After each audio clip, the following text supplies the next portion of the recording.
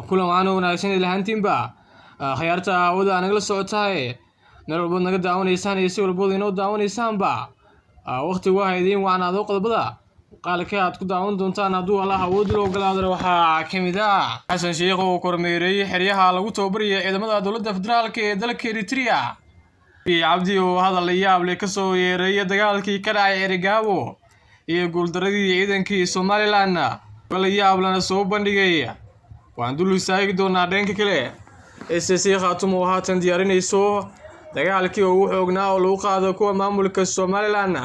si muddo kooban loogu soo abjiro magaalada Erigabo qodobadaasi qodobo kale oo faahfaahsan ayaan dul istaagi doonaa surwada muuqaalka si sheegay oo la fogeeya kuma sanadin aynu ku bilownay daawade madaxweynaha Soomaaliya Xasan Sheikh Maxamuud ayaa maanta booqday xarumaha lagu tababaro cutubyo ka tirsan ciidamada qalabka sida ee Soomaaliyeed ciidamada uu tababarka u socday Eritrea ayaa isugu jira kuwa gaarka ee dhulka badda iyo cirka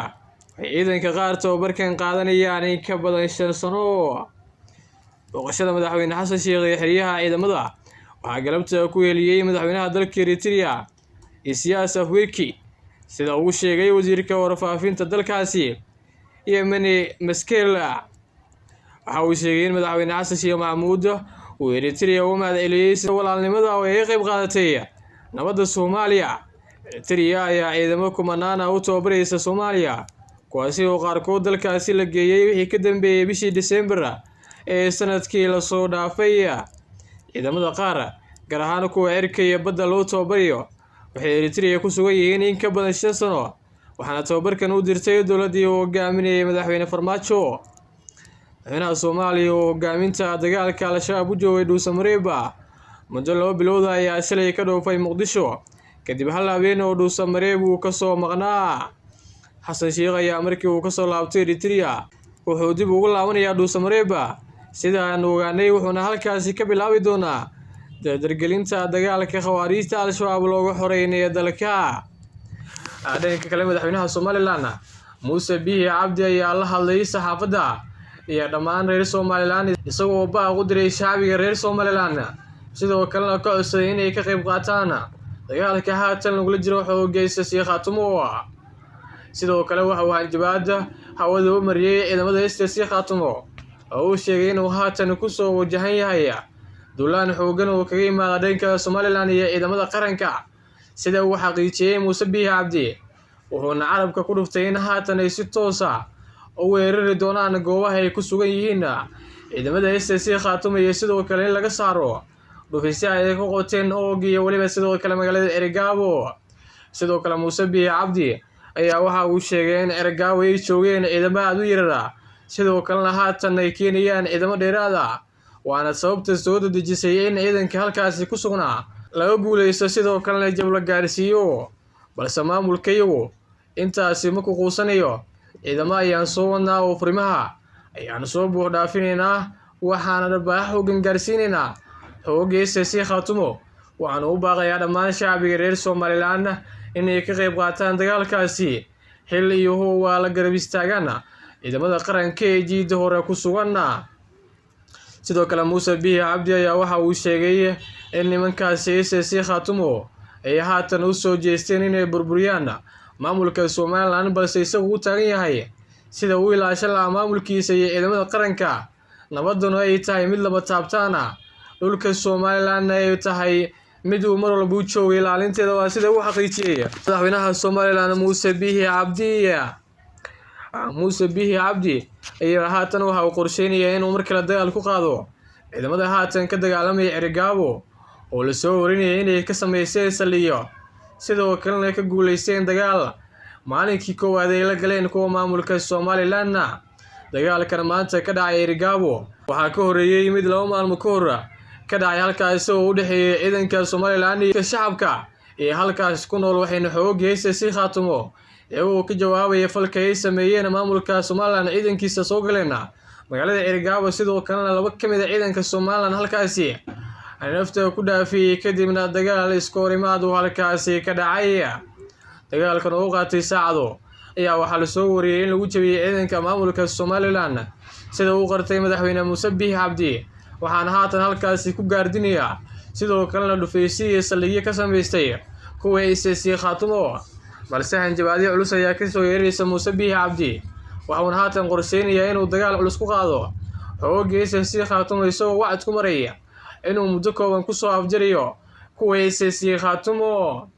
haddaba taliyaha ciidanka Somaliland ayaa haatan asagu waxa uu ku sugan yahay jiida hore dagaalka waxaana markaas ku galay xaaladda halkaas ka jirta iyo waxa sabay in ciidankiisa oo halkaas loo guuleysto sidoo kale maalmihii ugu dambeeyay xoogga SSC Khaatumo ayaa dhaqdhaqaaqyo culus ka waday furimaha hore dagaalka waxayna haatan isku balaariyeen magaalooyinka Erigabo iyo kuwa hoostaga iyagoo halkaas ka saaraya ciidanka maamulka Somaliland SSC jamaahirta haatan waxay u jeesteen dagaalka xilliyo hooba waxa la garaabtaan dadka reer Laascaanood garaadadu ducadoodana meesha ka marna daawade waxa sidoo kale qalbiga ka taageeraya dhammaan ummadda Soomaaliyeed oo arka raggan inay yihiin kuwa u dagaalamaya midnimada waxaana loo taageerayaa sababtaasi awgeed iyadoo ciidamo tiro badan halkaas la keenay waxaana meesha ka marnayn iyaduna deeq isugu jira lacag raashin oo la soo gaarsiiyay ciidamada jiida hore ku suganna dhammaan dadkaasi waxay ka qayb qaadanayaan dagaalka lagu jiro ciidanka Somaliland waxaana haatan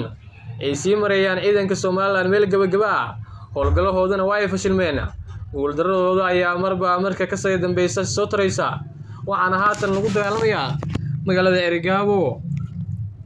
dhanka kale ciidamada SSC Khaatumo ayaa haatan dhaqdhaqaaqyo ka wada Erigabo iyo waliba sidoo kale tuulada laba furin oo ay ka dagaalamayaan kuwa SSC Khaatumo waxayna sheegeen inay sii wadayaan howlgalkooda maamulka Somaliland ay u taageeyeen mar walba inay jabiyaan haddii aad horey Muuse Biixi shacabka reer Laascaanood dibi jirtay sidoo kalena gumaay jirtay madaafiicna la dhici jirtay maanta waa markaagii dagaal ayaan markaasi diyaar u nahay haddaan nahay jamaahirta SSC Khaatumo soo soco waxa hareebanin dhammaan ciidamada iyo shacabka Somaliland xitaa haddii aad furinta keento annagana ma guuleysanayaan ayuu yiri mid ka mid ah saraakiisha ciidamada SSC Khaatumo ee ku sugan ooga sidoo kale ciidamada ku sugan furinta hore dagaalka Erigabo ayaa iyaguna waxay sheegeen in haatan jab xooggan la gaarsiiyay kuwa maamulka Somaliland waxayna soo bandhigeen gawaari dagaal oo ay ka qabsadeen ciidanka Somaliland iyo hub ay ka cireen ciidankooda iyagoo ku sheegay in ay yihiin fulayiin aan sii joogi karin goobaha dagaalka tani ayaa waxay sharaf dhac ku tahay maamulka Somaliland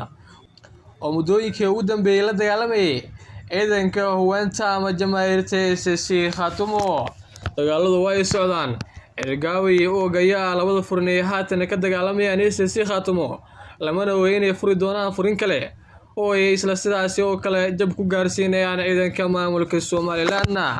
sababta furimaan looga dagaalamayo maamulka Somaliland ayaa in culays la saaro sidoo kalena lagu jabeeyo meel walba oo lagu arkay inta ciidamadiisa uu kaga baxayo gobolada SSC Khaatumo dhanka kale wali hogaamiye Firdhiye ayaa ku sugan magaalada Muqdisho ee caasimadda dalka wuxuuna halkaas ka hagayaa dagaalka isagoo u baaqay ciidamada jiida hore dagaalka ku sugan inaysan dib u soo laabanin iskana dhiciyaan cadowga ku soo duulay shacabka iyo caruurtoodana laanayay muddooyinkii ugu dambeeyay Firdhiye ayaa sidoo kale waxa uu hambaliyay dhammaan ciidamada guusha soo yeeya kuwa haatan weeraray magaalada Erigabo iyo kuwa dilay ciidanka Somaliland haddaba labadaas ciidan ayaa ku rafaadsan og iyo Erigabo waxaana dagaalku noqonayaa mid haatan cirka isku sii shareera iyadoo labada ciidan ba hadal xanaf leh ay waraha bulshada isku marinayaan wadada fikirka waa inuu muhiim barta commentiga noo wareeba muqlo tahay in ciidanka maamulka Somaliland laga saarayo Erigabo Laascaanood way ka soo dagaalameen oo rasaas ay soo rideen ayay ku garaaceen shacabka waana weyd qaabkii looga saaray Goojacdo ee difayskada oo weynaya taliskooda ayaduna xoog ayaa lagu saaray muddo saacada haatan Erigabo ayuu dagaalka mariyaa muqlo tahay in sidii hore looga saaray Laascaanood iyo Goojacde iyo magaalooyinka kaleba haatan Erigabo looga saaray kuwa maamulka Somaliland mas'uul tahay in Muuse Biixi uu ka dhameeyo wacadkiisa iyo ciidamadaasi haatan uu soo dirayo furinta dagaalka barta commentiga inoo wareeba muuqaalkeen intaas ayuu ka gahay muuqaal xigay inta aan kulmi doono sidaas nabadgelyo. Assalaamu calaykum waraxmatullaahi tacaala wabarakaatuh.